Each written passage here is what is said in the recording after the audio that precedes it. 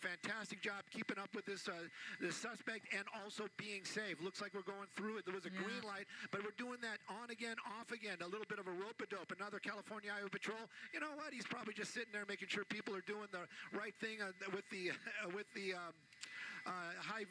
what is that? The HOV lane. But today maybe he's going to get a little bit of a pursuit action. Squeezing on. Not a good choice. Look at all that traffic right there. So if that emergency lane goes away, not 100% familiar with it, but if that goes away, she's going to get stuck in that traffic. That might give the California Highway Patrol an opportunity to do something. But you know what? What can they do? They can't put themselves in harm's way. They can't put themselves in front of that vehicle. A pit maneuver, not with all these other cars around. Oop, doing a little bit more off-roading right there. But, you know, the good thing is, Sandra, every time they hit those curbs, I'm always thinking to myself, how good are those tires? How did she hit that curb? You know, maybe she'll bend the rim. Maybe she'll crack the rim. Maybe it'll pop a tire. But right now, though, looks like this pursuit's continuing. And southbound 5 is where we're at through Commerce. Wow. And clearly people don't understand or realize the amount of training that these CHP officers undergo in terms of how to drive. It sounds like a basic thing, but it's a completely different tactic and skill when they have to pursue a driver like this who's erratic, who's a threat to society, who's dangerous, and driving at high speed. So these CHP officers are trained for hours and hours knowing what to do, how to maneuver, where to basically protect the public, and how to pursue suspects like this who are a threat and who have, in fact, perhaps done something worthy of an arrest. So clearly, this is a skill that is not to be taken lightly because, again, the hours and hours of training that goes into knowing how to do this, it is an art and a skill, especially here in LA, when you consider how long these pursuits can last. So initially, just want to let our viewers know this pursuit started at about 1:31. The initial want is a hit and run in Barstow and Ranchero. That's according to the CHP and the information we're getting into our newsroom. And then there we go. The suspect took off, and so a pursuit began. And so far, they have not let up on this suspect who has gone northbound on the 5 and then back south on the 5. So clearly not sure what this driver intends to do, but thankfully we haven't seen any collisions. And we have seen, though, erratic driving at high speeds and also going against traffic, running stop signs and traffic lights. So a big concern for the community down there. Big concern for sure. You know, California Highway Patrol and all law enforcement officers that are involved in these pursuits. Pursuit training is very serious. Those officers talk about multitasking. A lot of times they are actually making calls on the radio, saying where they are, keeping an eye on other options that they can take while they're chasing that suspect, and also making sure that the public is safe. They do a lot behind the wheel. That suspect, all that person is doing right now is driving fast and erratic. And again, of course, she doesn't want to collide with something, but, you know, in that same breath, it could happen so quickly. And if they were making our way right now on Telegraph, you see the traffic out there. I want to say it a little bit tighter just because of when we go through these lights, but that one was green. We did about 2 red lights there just a few moments ago, and look at that, getting a little stuck. Hopefully they don't get into that parking garage. But this is kind of the thing, Sandra. A lot of times we see these chases. A lot of times they're suspects. A lot of times they know, oh, let's go to LAX. Let's go to this parking garage. Let's dump the vehicle. This person doesn't seem to have that type of mindset. She's basically just driving fast, staying away from the officers, playing a game of keep away, which again is not going to last very long because eventually the California Highway Patrol is going to follow this vehicle to wherever it goes. If those cars stay behind it or if that helicopter follows it, some law enforcement is going to keep an eye on it for sure. But right now, I believe that was another red light. Thank goodness there was nothing going on right there. California Highway Patrol right behind it, 2 vehicles, and again that one is, I believe, has been behind it since we picked it up at that 91.5 split. And that vehicle, let's take a look at some of these speeds. I want to get up close to it and just kind of get you a real number. So 60 miles an hour right now on Atlantic. This is, you know, now we're in the East Los Angeles area. This is we know that it's going to start getting very tight out here. The cars are going to traffic's going to become a lot heavier, and of course a lot more pedestrian traffic as well. You can see it right there coming up to another probably probably a red light, but this is an area where you have sidewalk cafes that we see right there. You have street vendors. You got some construction going on. This is going to be an area that gets really tight. Pedestrians in this area, I always worry, but this big SUV continues to move along. That female driver, hit and run, minor hit and run, and this is going on. I wonder what is really behind all this, and I wonder if we're ever going to really find out, but we know that we're going to follow it as long as we can. Hopefully that suspect's going to go into custody without any type of injury to herself and or anybody else as we go against traffic out here. Looks like we're running another red light. It's just, you have to wonder, why is this happening? Why is she doing this? Why? But, you know, it is one of those ones where we're just going to watch it, keep an eye on it. California Highway Patrol doing an amazing job staying behind it. East Los Angeles, unincorporated. They do have the sheriffs out here, but some of this area is actually patrolled by California Highway Patrol. We'll keep it, and that was one of the things, too. We talk about it during the chases.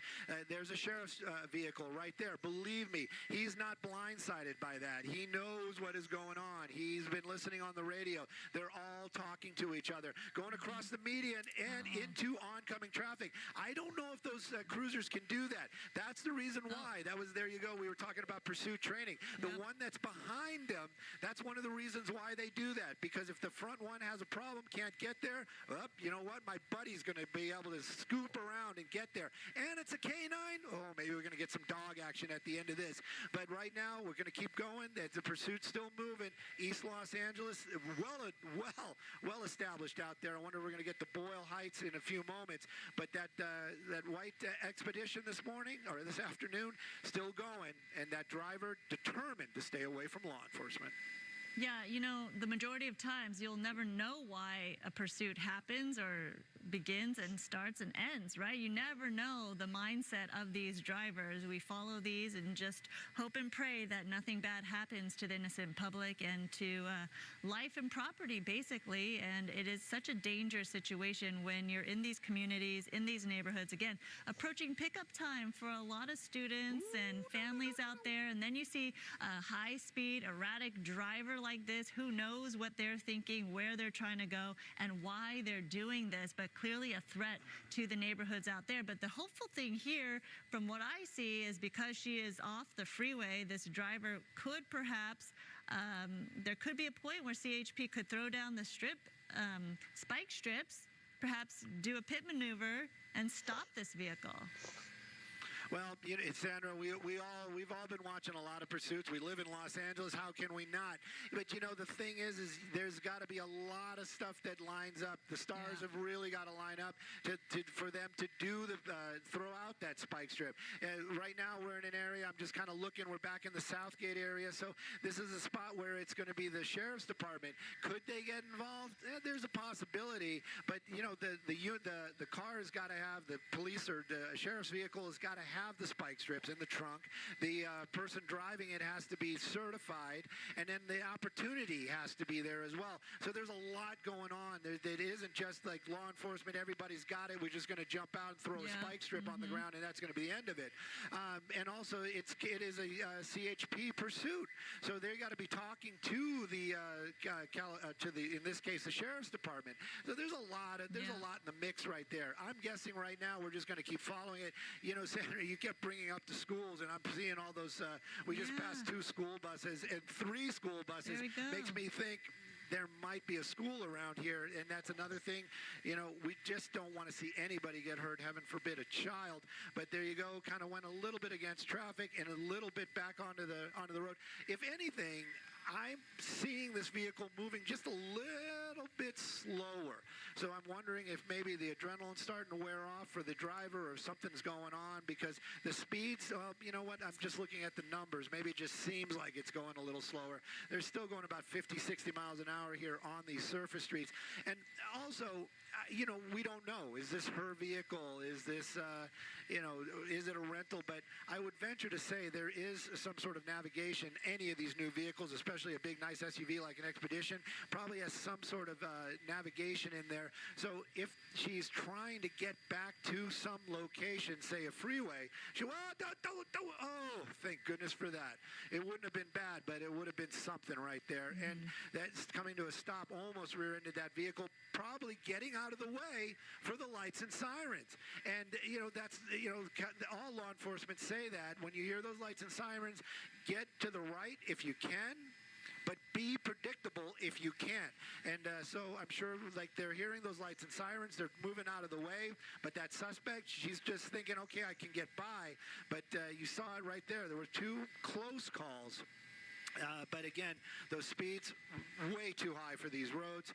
And again, we're just keeping an eye on it. Just don't want to see anybody get hurt. That's right. Let's not only talk about speed. Let's show you moments ago how erratic this driver was, in fact, when trying to evade the CHP officers on this person's tail. Let's take a look at how this driver got off the freeway, then off-roaded, and then tried to circle back and got back on the freeway, trying to lose the black and whites that were tailing this driver. But clearly, they know better and are still on the case here. So clearly, this is the erratic driving that we've been following. We've been seeing not only the high speeds here, but this type of maneuver. And that is something that shows the capability of this suspect that they're in pursuit of. Traffic not stopping this driver either.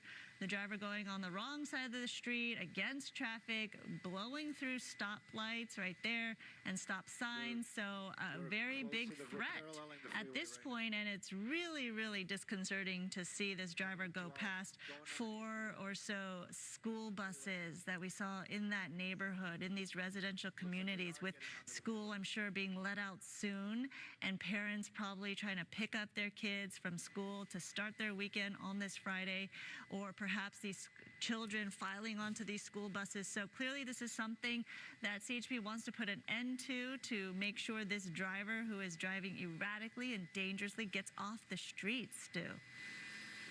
That's right. That is the ultimate goal for the law enforcement. They just want to bring this thing to an end peacefully.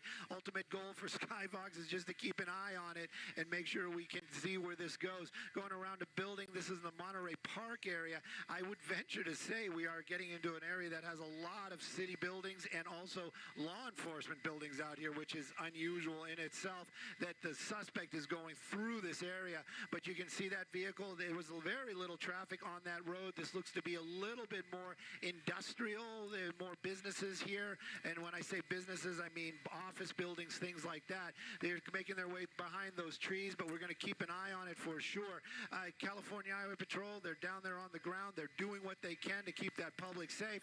Coming up to what looks to be, it was stopped because there was a California Highway Patrol officer there, keeping an eye on traffic. That shows you the coordination and the ability that law enforcement have. Oh, geez. Gosh. Look at that.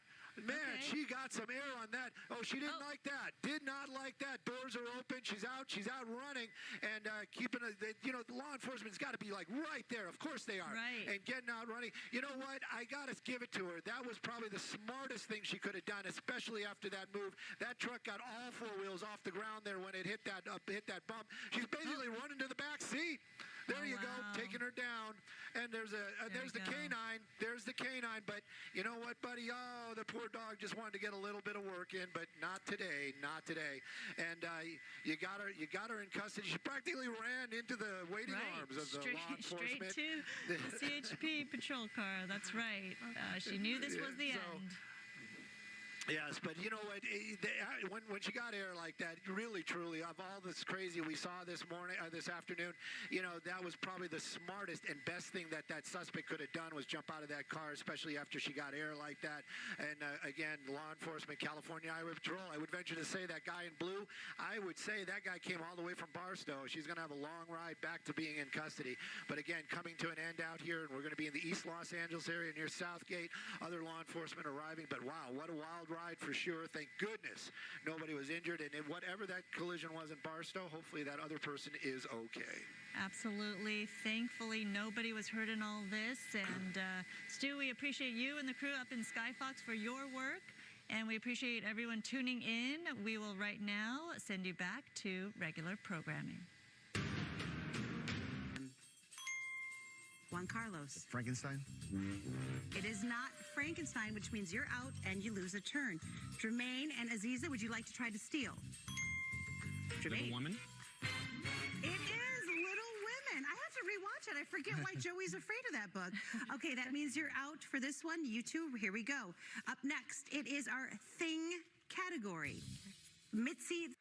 White Ford Expedition lead these CHP officers on this pretty lengthy chase. Remember, this woman in the driver's seat, it's not something you see all the time for these police chases, was leading these officers on quite, like I said, a lengthy chase there through the streets of Los Angeles. And you saw her get out. She stopped the car. She tried to make a run for it, and she basically ran right into the arms of these law enforcement officers. They tackled her. They took her into custody. This was a hit and run suspect there. And thankfully,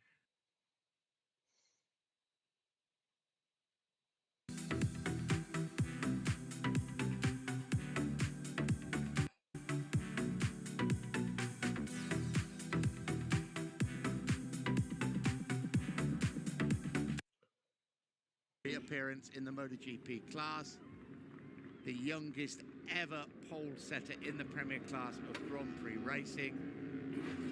If he won, he would be the youngest ever rider to win a Premier class race. It's a big ask in only a second